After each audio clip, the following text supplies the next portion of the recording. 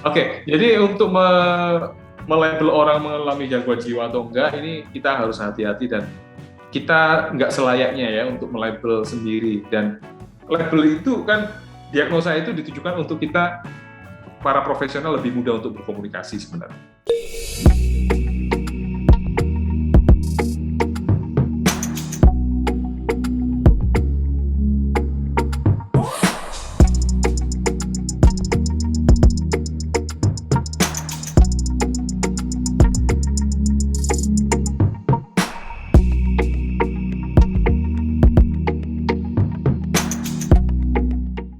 Baik, kita langsung aja Pak, dari pertanyaan yang mungkin tidak terlalu berat nih Pak.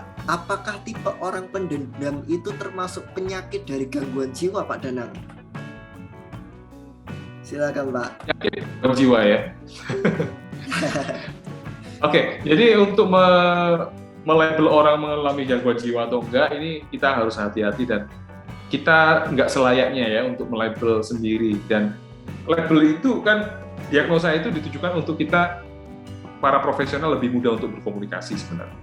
Jadi jangan sampai kita ketika didiagnosa memiliki sakit tertentu lalu kita selamanya akan seperti itu. Enggak, itu cuma kondisi kita saat itu yang itu akan memudahkan para profesional untuk berkomunikasi, gitu ya. Nah, terkait dengan orang yang mendendam. Nah, orang yang mendendam ini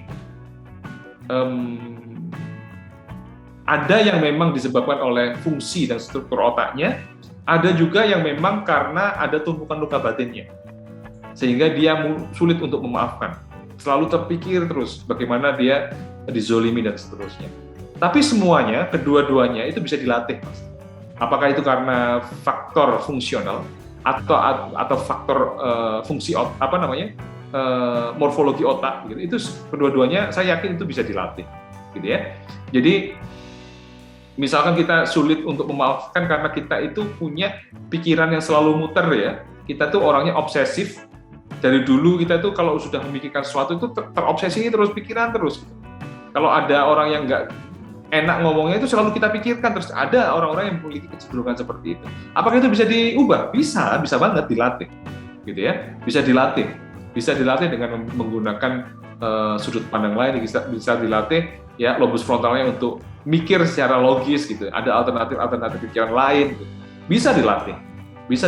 Kalau nggak dilatih ya kita nggak nyadari bahwa kita ini sebenarnya bisa mengkontrol itu semua, ya kita nggak akan tahu kalau itu bisa dikontrol. Jadi kalau kita mudah untuk tidak memaafkan orang, mungkin kita nggak perlu untuk melabel, oh saya ini pendendam. Nah itu karena akan menjadi label ya untuk diri kita dan kita akan merujuk, ya kan saya sulit memaafkan karena saya pendendam. Kenapa saya jelaskan tentang proses yang tadi ya, otak dan juga bagaimana memaafkan itu sebenarnya bisa di logika begitu, agar kita tahu bahwa kita bisa mengkontrol itu, kita bisa mengendalikan itu. Ya, kira-kira begitu, Mas Fian.